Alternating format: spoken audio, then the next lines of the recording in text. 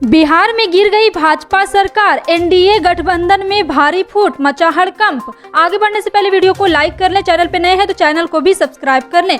बता दें, बिहार की बौछा विधानसभा के लिए 12 अप्रैल को होने वाले उपचुनाव के लिए एनडीए में सहयोगी और नीतीश सरकार मंत्री मुकेश साहनी ने बीजेपी के खिलाफ चक्रव्यूह रचने का प्लान बना लिया है। मुकेश साहनी ने पहले ही ऐलान कर रखा है कि वो बौछा सीट किसी भी कीमत पर लड़ेंगे और इसके लिए उन्होंने अपनी पार्टी वीआईपी की तरफ से अमर पासवान की उम्मीदवारी का ऐलान भी कर दिया है।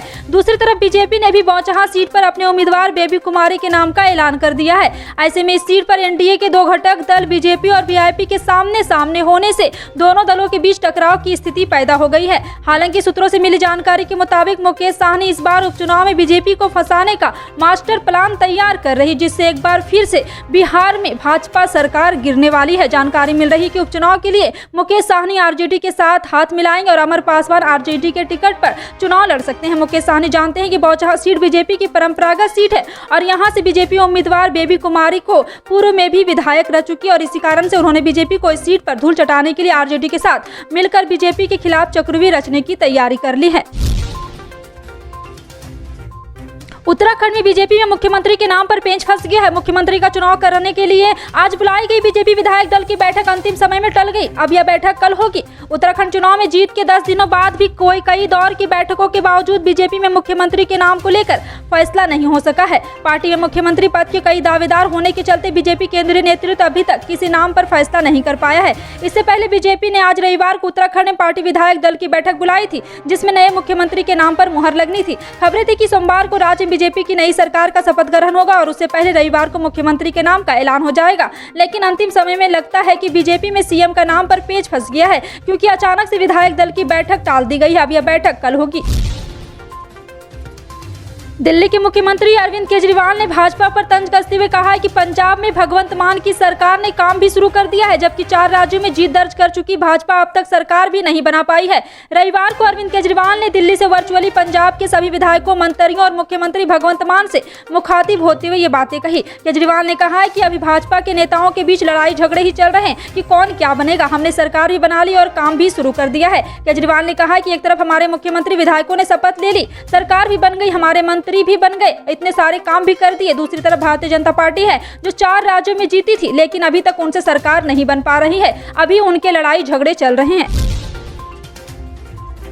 शिवसेना प्रमुख और महाराष्ट्र के मुख्यमंत्री उद्धव ठाकरे ने शिवसेना कार्यकर्ताओं को सभी मोर्चों पर भाजपा से मुकाबला करने के लिए तैयार रहने का निर्देश दिया है। उद्धव ने विशेष रूप से अपनी पार्टी से शिवसेना के भगवा को बदनाम करने वाले भाजपा के सभी प्रयासों को नष्ट करने के लिए कहा। रविवार को वीडियो कॉन्फ्रेंसिंग के जरिए पार्टी कार्यकर्ताओं को संबोधित करते हुए उद्धव ठाकरे ने आरोप लगाया कि बीजेपी को हिंदुत्व और अवसाद का हिंदुत्व, और उन्होंने कार्यकर्ताओं से कहा है कि उन्हें दिखाओ कि राज्य हिंदुत्व के विचारों से भरा हुआ है। हम हिंदू हैं और आखिरी सांस तक हिंदू रहेंगे। पार्टी के कार्यकर्ता सभी गाँवों तक पहुंचे और उन्हें अपना हिंदुत्व दिखाएं। शिवसेना ने आरोप लगाया कि यह भाजपा ही थी जिसने एमआईएम को महाराष्ट्र में एमबीए में शामिल होने से प्रस्ताव के साथ आने का निर्देश दिया था। शिवसेना ने 19 मार्च को एमआईएम के सरकार में चौथा गठबंधन सहयोगी बनने के प्रस्ताव को खारिज कर दिया था। उत्तर प्रदेश विधानसभा के हाल में संपन्न हुए चुनाव समाजवादी पार्टी के साथ मिलकर लड़ने वाली सुहेलदेव भारतीय समाज पार्टी के अध्यक्ष ओम प्रकाश राजभर ने अब भारतीय जनता दल का हाथ दोबारा थामने की तैयारियों की खबरों को गलत बताया है। शनिवार को सोशल मीडिया पर एक तस्वीर काफी प्रसारित हो रही है, जिसमें राजभर केंद्रीय गृह मंत्री अमित शाह के साथ नजर आ रहे हैं। उसके बाद उनके दोबारा भाजपा के साथ जुड़ने की अटकलें लगने लगी। राजभर ने रविवार को लखनऊ में संवाददाताओं से बातचीत में स्पष्ट किया, ये खबरें पूरी तरह बेबुनियाद है। ना तो मैं दिल्ली गया और ना ही मैं किसी से मिला। हम समाजवादी पार्टी के साथ और और हमने प्रदेश में नगरीय निकाय चुनाव साथ लड़ने की तैयारियां भी शुरू कर दी हैं। शिवसेना सांसद संजय राउत ने भाजपा पर आरोप लगाया कि वह फिल्म द कश्मीर फाइल्स को आगामी गुजरात और राजस्थान विधानसभा चुनाव को ध्यान में रखते हुए बढ़ावा दे रही है। इसके साथ ही उन्होंने यह भी आरोप लगाया कि इस फिल्म में कई कटु सत्य को दबाने का प्रयास किया गया है। शिवसेना के मुखपत्र सामना में अपने साप्ताहिक कॉलम रोक ठोक में संजय राउत ने लिखा कि कश्मीर में विस्थापित कश्मीरी पंडितों की वापसी सुनिश्चित करने को भाजपा ने वादा लिया था, लेकिन अनुच्छेद 370 के निरस्त होने के बावजूद ऐसा नहीं हुआ। कश्मीरी पंडितों को घाटी में दोबारा बसाने पर भाजपा विफल रही और प्रधानमंत्री नरेंद्र मोदी इस फिल्म के मुख्य प्रमोटर बन गए हैं।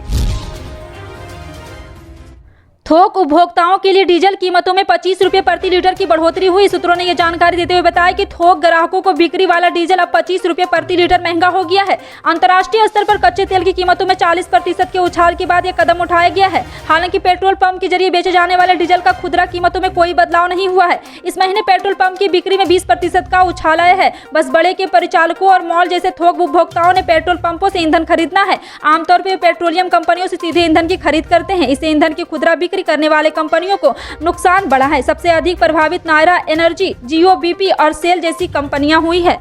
फिलहाल आपका इन सभी खबरों पर क्या कहना है कमेंट सेक्शन में टाइप करके जरूर बताएं। पल पल की अपडेट जानने के लिए जुड़े रहें आप अपने NTS न्यूज चैनल से। मिलते हैं अगली बड़ी खबर में, तब तक के लिए जय हिंद।